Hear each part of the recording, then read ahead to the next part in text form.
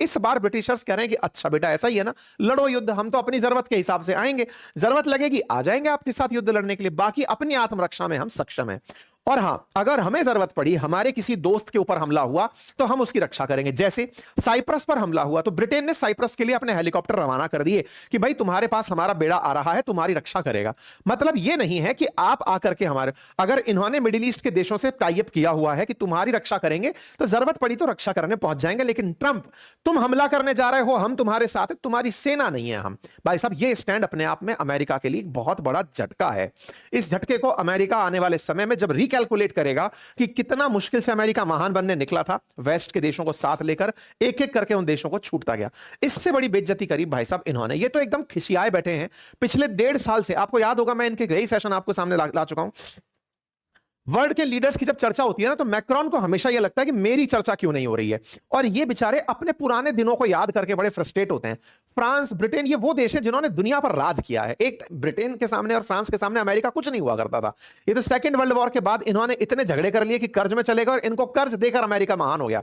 Otherwise Britain और France की legacy रही है, और ये लोग अपने 75-80 साल पुराने इतिहास को अभी भुला नहीं पाए। और तो और ये कमजोर भी नहीं है, इनके पास न्यूक्लियर पावर है, यूएन में परमानेंट सीट है, आज भी टेक्नोलॉजी में ये महारत रखते हैं। यूरोप के प्रमुख पावरफुल देशों में 3-4 देशों के तो नाम आते हैं, जर्मनी, फ्रांस, ब्रिटेन, इन्हीं देशों को सबसे पावरफुल माना जाता है, उनमें से एक है फ्रांस। फ्रांस के मैक्रोन ने साहब अपनी स्थिति क्लियर कर दी, और उन्होंने साफ साफ कहा कि ये जो हमला है ना, बिल्कुल गलत है, मैं इसके साथ नहीं हूं, और ये चर्चा पहले यूएन में होनी चाहिए थी। इंटरेस्टिंग है कि फ्रांस के ब्रिटेन से ज्यादा बेसिस हैं यहां पे। उसने ये तक कहा कि अगर मेरे मिडिल ईस्ट के देशों को मेरी जरूरत पड़ेगी, मैं अपने जहाज भी भेजूंगा, पानी के जहाज भी भेजूंगा, हवाई जहाज भी भेजूंगा, दोस्तों का जरूरत पड़ेगी मैं पहुंच जाऊंगा, उन सबका स्ट्रेट ऑफ हॉर्मुज से रास्ता क्लियर करा दूंगा, सब करा दूंगा। युद्ध में अमेरिका के साथ नहीं हूं। क्या इसका मतलब यह निकाला जाए कि ये ईरान के साथ है? नहीं, ये ईरान के साथ भी नहीं है, अमेरिका के साथ भी नहीं है, ये उनके साथ हैं जो बेचारे जबरदस्ती पिट रहे हैं। मिडिल ईस्ट के देश उनके साथ है, और दुनिया को यह संदेश देने का प्रयास कि यूएन अभी जिंदा है। इन्होंने इतना ही नहीं भाई साहब, इन्होंने एक खेला और खेल दिया, और वो ये कि अपनी तरफ से इन्होंने कहा कि मेरी रेस्पॉन्सिबिलिटी मेरे अपने लोगों के लिए है, और इन हमलों को हम अप्रूव नहीं करते। ये मत मानना। देखो, एक बात तय है, जो फ्रांस ने कर दिखाया वो अपेक्षित तो असल में भारत से भी था, रूस से भी था, चाइना से भी था, लेकिन ये सब देश चुपचाप रह गए। भारत भी ये स्टैंड ले सकता था। भारत ये कह सकता था कि हम युद्ध में किसी के साथ भी नहीं है, लेकिन इन हमलों को हम अप्रूव नहीं करते, यूएन से आप इस बारे में चर्चा करते। भारत का चुप रहना बहुत से लोगों को, विशेष रूप से डेमोक्रेसी में विश्वास रखने वालों को, वर्ल्ड पावर में बैलेंस रखने वालों को, बहुत से लोगों को एक सेटबैक के रूप में प्रतीत हुआ है। यह आने वाले समय में लंबा भुगतान चाहेगा भारत से। यह आज जो आसान लग रहा है कि भारत ने मिडिल ईस्ट देशों का साथ दे दिया या इजराइल और अमेरिका का साथ देकर बढ़िया कर लिया, नहीं, भारत ने पहली बार पावर बैलेंस की नीति में अपना रुख बदला है। कारण चाहे जो रहे हों, लेकिन यह खतरनाक स्टेप है, दूर का देखकर चलने वाली घटना बिल्कुल नहीं है। यही गलती चाइना और रशिया कर गए। रशिया भी इसका बड़ा भुगतान करेगा। आने वाले समय में रशिया का जो भी ग्लोबल एक्सेप्टेंस है वो घटेगा। चाइना जो वर्ल्ड पावर बनने की पूरी कव्वत रखता था, वो बहुत पिछड़ गया। उसको ये दिख गया, मतलब ऐसे समय पर जब उसकी बहुत ज्यादा जरूरत थी, वो अपने आप का घर बचाने में निकल गया। यानी कि एशिया के जो शेर है ना, वो शेर सही मायने में वेस्ट को धमका नहीं पाए, और इसी का अमेरिका फायदा उठा ले गया। लेकिन इस बीच में फ्रांस हीरो बनकर आ गया और कहा कि देखो भाई, अपन अप्रूव नहीं करते। अब एक बात बताओ, फ्रांस को खूब सारा डराया गया है। ब्रिटेन ने, अमेरिका ने, यह था 200% तक टैरिफ लगा दूंगा। बोले लगा दो, इनको पिछला पास्ट पता है, तुम 200% टैरिफ लगाओ, तुमको जो लगाना है लगाओ यार, न्यूक्लियर वेपन हमारे पास भी है, डेवलप्ड इकोनॉमी हम भी हैं, तुम हमारा क्या बिगाड़ोगे, अब हम खेल खेल रहे हैं। इन्होंने पूरी तरह से अपने देश को संबोधित किया, और एक तो तस्वीर इन्होंने जो जारी की वो मैंने अपने ट्विटर हैंडल पर भी आप लोगों के साथ में साझा की थी। और हाँ, एक जानकारी और दे दूं, साइप्रस जो मेडिटेरेनियन सी में छोटू सा देश है, जिसके ऊपर नॉर्थ के ऊपर टर्की ने कब्जा किया हुआ है, उस साइप्रस की हिफाजत के लिए इन्होंने भी कहा कि मैं अपने राफेल भेज रहा हूं। यूएई के अंदर भी राफेल भेजे हुए हैं कि रक्षा करेंगे, इस पूरे ट्रेड रूट की पूरी हेल्प करने के लिए हम तैयार हैं। और तो और इन्होंने एक तस्वीर जारी करी, मैंने अपने ट्विटर हैंडल पर भी उसको शेयर किया था, शायद आप लोगों ने देखा हो यह तस्वीर, जिसमें इतने से दिख रहे हैं मैक्रोन, और पीछे दिख रही है इनके सबमरीन। देखो, मैंने पहले भी आपको एक बात बताई थी कि ये न्यूक्लियर सबमरीन के लिए या फिर डीजल इलेक्ट्रिक सबमरीन के लिए वर्ल्ड क्लास सबमरीन बनाने के लिए जाने जाते हैं। आज राफेल फाइटर जेट हो, सबमरीन हो, इनमें टेक्नोलॉजी में महारत देश हैं। ये दुनिया के बहुत कम देश हैं जो सुपरसोनिक इंजन बना पाते हैं, उनमें से ये एक है। ऐसे में फ्रांस के राष्ट्रपति सबमरीन के डेक पर खड़े होकर के बयान देते हैं कि अब हमारा न्यूक्लियर डिटरेंस आगे जा रहा है। और वो क्या, हम अब किसी देश को यह नहीं बताएंगे कि हमारे पास कितने न्यूक्लियर बॉम्ब हैं। ये किसको था इशारा? अमेरिका को इशारा था कि तुम बेटा अभी तक रशिया को मानते थे ना कुछ, अब सोचो हम आ रहे हैं।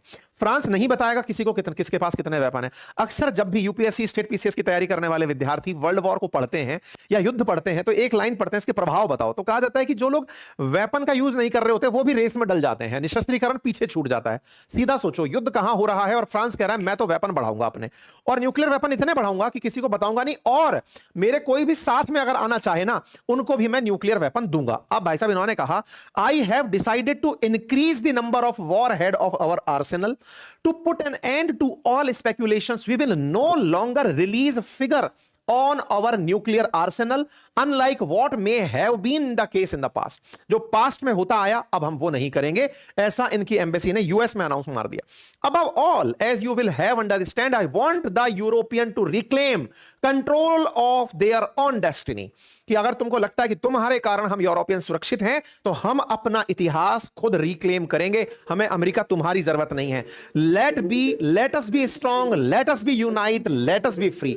ये बहुत मायने रखने वाला बयान है फ्रांस का, ऐसे समय पर यह बयान जिसमें फ्रांस 8 देशों के लिए परमाणु कार्यक्रम बना रहा हो, जिनमें जर्मनी, पोलैंड, स्वीडन, ब्रिटेन भी शामिल हो, और उन्हें यह कहा गया हो कि चिंता मत करो, आप लोगों के लिए मैं न्यूक्लियर वेपन बना रहा हूं। सोचने वाली बात है, जर्मनी के पास न्यूक्लियर बॉम्ब नहीं है, पोलैंड बिल्कुल बैठा है यूरोप उसके रशिया के नजदीक छिप करके, स्वीडन को एनी टाइम रशिया का डर है, ब्रिटेन न्यूक्लियर वेपन रखता है, लेकिन ये सब मिलकर के अब हम अपना न्यूक्लियर डिटरेंस बनाएंगे और आगे चल करके सबको, इटली, जर्मनी, नीदरलैंड, बेल्जियम, तुर्की, ये जितने भी ऐसे देश हैं जो अमेरिका के प्रभाव में हैं उन्हें दूर करेंगे। नीदरलैंड, बेल्जियम, ग्रीस, डेनमार्क जैसे देशों को फ्रांस अपनी स्ट्रेटेजिक एयर फोर्स देगा कि तुम अपने पास रख लो। अमेरिका आज भी 5 यूरोपियन देशों में, जिनमें इटली, जर्मनी, नीदरलैंड, बेल्जियम, तुर्की शामिल है, वहां पर अपना न्यूक्लियर बॉम्ब रखता है, लेकिन फ्रांस ने कहा कि अगर किसी को चाहिए तो मेरी एयर फोर्स आप रखो। पोलैंड ने कहा कि हम इस चीज में आपके साथ हैं। कुल मिलाकर फ्रांस यूरोप का लीडर बनने के लिए आगे आ गया है। सीधा सीधा स्टेटमेंट दिया कि सर सुनिए, आप अपनी जंग लड़िए, यूरोप की रक्षा मैं कर लूंगा, आप अपने से मतलब रखिए, चिंता मत करिए। आपको लगता है आप आकर हमारा मजा तो तब आएगा ना दोस्तों जिस दिन यूरोपियन यूनियन इसके साथ, रशिया के साथ अपनी डील खुद से करे, अमेरिका को साइड करे और खुद डिसाइड करे रशिया के साथ कि भाई सुनो, तुम यूक्रेन छोड़ो, हम तुम्हारे ऊपर से सैंक्शन हटाते हैं। मतलब अमेरिका को आइसोलेट मारने का इससे बेहतर तरीका नहीं हो सकता।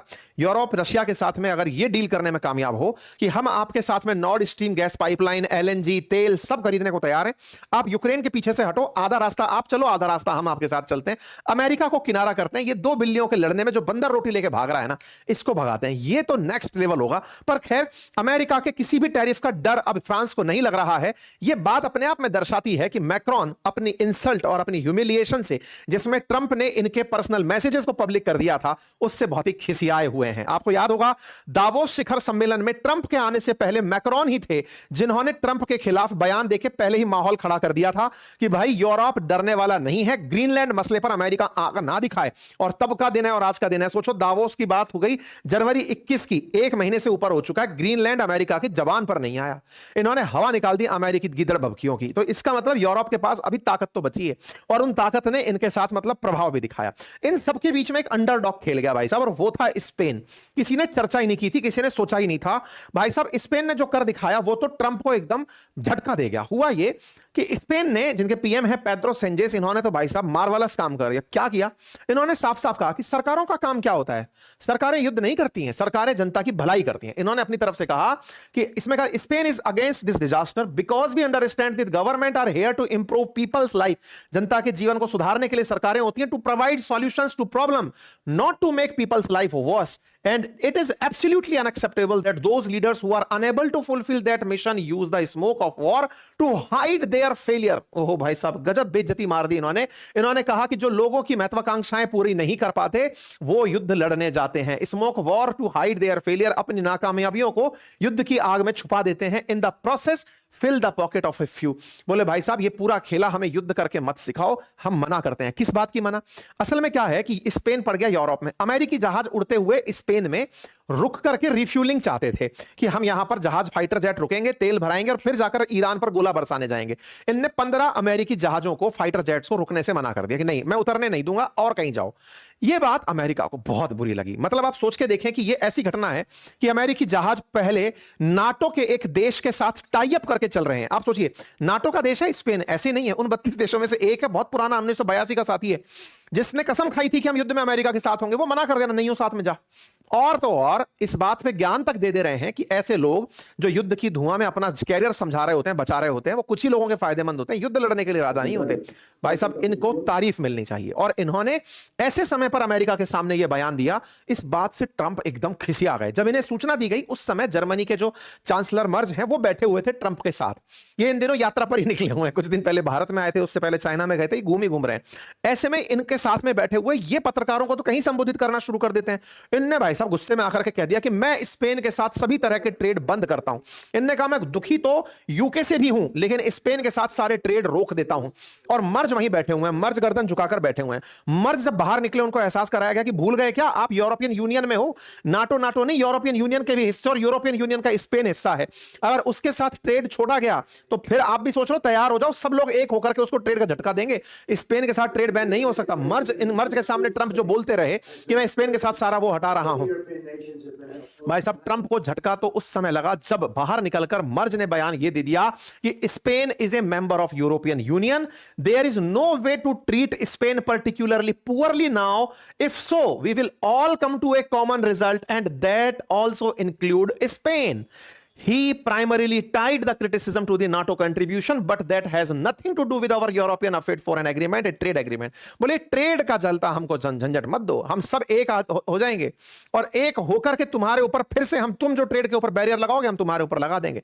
तो हमें ज्ञान मत दो कि हम स्पेन के साथ ये कर लेंगे। आप सोचकर देखें, ब्रिटेन, फ्रांस, स्पेन, जर्मनी, ये सब देश एक होकर के अमेरिका को उस समय पर माहौल दिखा रहे हैं कि जिस समय अमेरिका को सबसे ज्यादा इनकी जरूरत थी। भाई एक मोरल बैलेंस तो होता ही है ना कि ये सब मेरे साथ हैं, बोले जाओ भाई तुम रहो अपने से। कुल मिलाकर यूरोप अब अपनी राह देख रहा है। दुनिया को इस मल्टीपोलर वर्ल्ड में कुछ उभरते चेहरे अभी भी दिख रहे हैं। वो लोग जिन्होंने कभी दुनिया पर राज किया था, आज फिर से उनके अंदर की जो भभकती ज्वाला है वो बाहर वापस आ रही है कि चलो कम से कम दुनिया को एक स्थिर दुनिया तो देने का प्रयास करें, एक के पीछे ना चलें। अगर ऐसा होता है तो क्या पता हमारे एशिया के देश, भारत, चाइना, रशिया, इनको भी कुछ एहसास हो कि ये बोलने की हिम्मत तो करें कि ये गलत है और ये सही है। फिलहाल के लिए इतना ही। बाकी ईरान के अंदर स्कूली छात्रों पर जो हमला अमेरिकी और इजरायली मिसाइलों ने किया, जिससे कि बहुत सी बच्चियां मरी, वो भारत मतलब दुनिया भर में कंडेम हो रहा है। यूएन के अंदर इस बात को कहा जा रहा है। आप सोचकर देखें, 160 बच्चियों को स्कूल के अंदर मिसाइल चलाकर जिससे मर गई थी। इस पर लोगों की तीव्र प्रतिक्रिया है। लोगों का कहना है कि ट्रंप, आप ये कहकर आए थे कि रेस्क्यू करने आ रहे हैं, बच्चियों को, इनोसेंट बच्चियों को आपने मार दिया मिनाब के अंदर। गाजा से लेकर मिनाब तक ये जो दृश्य दिख रहा है, ये दिखाता है कि आप लोगों की मदद करने नहीं आए थे। इस पर यूनाइटेड नेशन जो जिनेवा है ह्यूमन राइट्स की तरफ से, उन्होंने भी प्रतिक्रिया दी कि ये गलत है, इसकी जांच होना चाहिए। कुल मिलाकर यूरोप, अमेरिका की ईरान से चाहे जो भी लड़ाइयां हो, दुनिया इसमें जब स्वतः ही पार्टी बन गई। दो देशों का ईगो क्लैश चल रहा था।